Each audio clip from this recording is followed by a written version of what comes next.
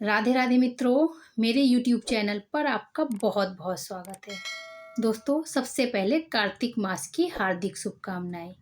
और जो मेरी सखियां कार्तिक मास का स्नान कर रही हैं, उन्हें मैं दिल से प्रणाम करती हूं और सिर झुकाकर उनके लिए नतमस्तक होती हूं। दोस्तों, जो स्त्रियां इस माह कार्तिक मास नहाती हैं, श्री हरि उनकी सारी मनोकामनाएं पूरी करते हैं। इसकी एक कथा मैं आज आपको सुनाती हूँ।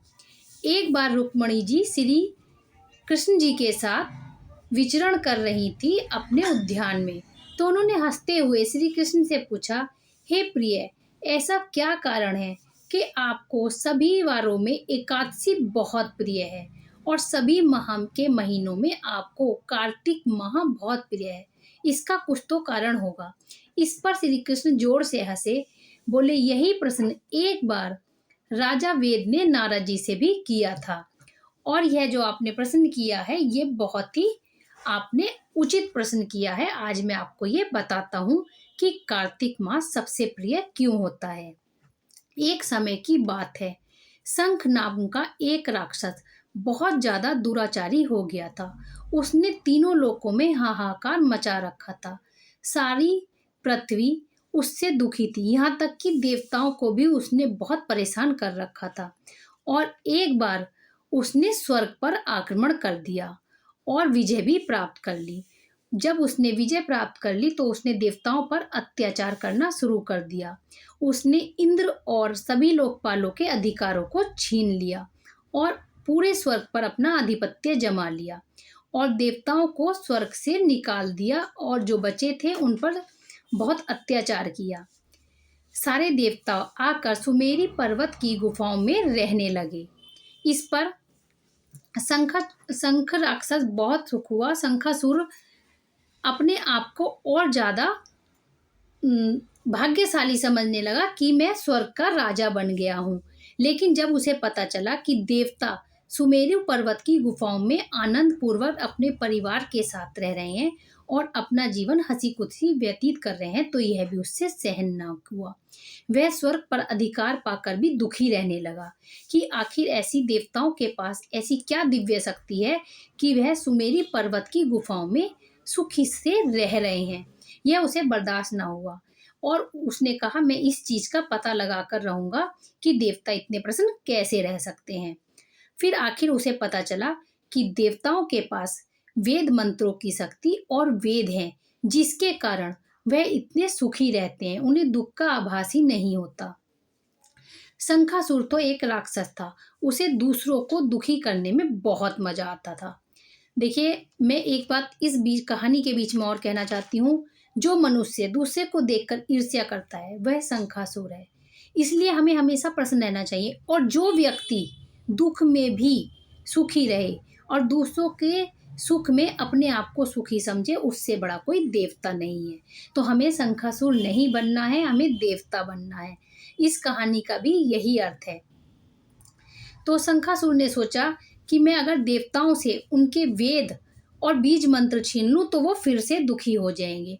और यही सोचकर शंखासुर ब्रह्मा जी के लोक चला गया और वहां से वह दुष्ट वेदों को हर लाया। जब शंखासुर वेदों को हर कर ला रहा था तो वेद डर गए और जल में समा गए और शंखासुर भी वेदों को ढूंढने के लिए जल में डुबकी लगा दी। जब वह सागर में गया तो उसने बहुत प्रयास किया, लेकिन ना उसे वेद मिले ना बीज मंत्र मिले। आखिर थक हार कर वह बाहर निकल आया। जब वह बाहर निकल रहा था और स्वर्ग को जा रहा था तो रास्ते में उसे देवता मिले। वह उनके पीछे पीछे चल दिया कि आखिर ये देवता ब्रह्मा जी के साथ कहाँ जा रहे हैं। फिर उसने देखा कि सारे देवता ब्रह्मा जी के साथ श्री हरि की शरण में गए हैं और वहां पर उनकी स्तुति कर रहे हैं। श्री हरि उस टाइम में सोए हुए थे।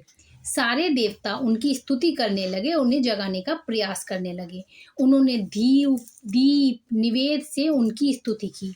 आखिरकार श्री हरि जाग गए और वह बहुत प्रसन्न हुए और देवताओं से बोले, मांगो, आप क्या वर मांगते हो। तब देवताओं ने कहा कि हमारे वेद और बीज मंत्र इस सागर में समा गए हैं। तो इस पर श्री हरि बोले, इसमें इतनी चिंतित होने की बात नहीं है। मैं अभी मत्स्य रूप में आपके वो वेद ला देता हूँ।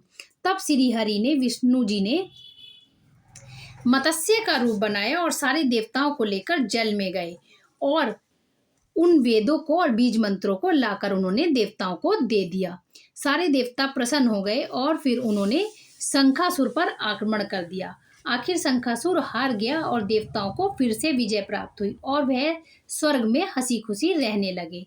दोस्तों, कार्तिक मास का महीना इसलिए भी प्रिय है क्योंकि इसी दिन हमारे श्री हरि जी ने कहा था, सारे समय वेद देश में रहेंगे, तीनों लोकों में रहेंगे, लेकिन कार्तिक माह में वह मेरे साथ जल में रहकर विश्राम करेंगे।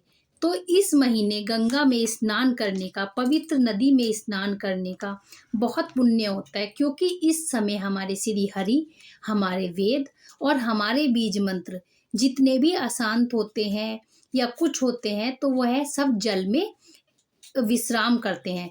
दोस्तों, हमें कार्तिक मास में मखाने की खीर जरूर बनाकर श्री हरि को भोग और लक्ष्मी जी को लगानी चाहिए। इसका भी एक रीज़न है, मैं आपको बताती हूँ।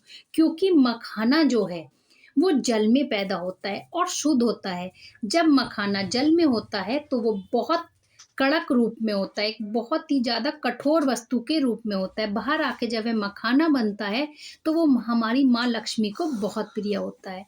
इसीलिए उनकी भोग अगर हम लगाते हैं या उसकी खीर बनाकर हम श्री हरि को या हम माता लक्ष्मी को या दोनों को एक साथ लगाते हैं तो हमें धन की, सुख की, समृद्धि की, ऐश्वर्य की और हर चीज़ की हमें प्राप्ति होती है। हर पूजा की सामग्री में आप देखिए, सबसे ज़्यादा अगर कोई वस्तु इस्तेमाल होती है तो वह मखाना है। तो दोस्तों, इस माह आप मखाने की खीर का भोग लगाइए, मंदिर में बंटवाइए और पुण्य के भागीदार बनिए।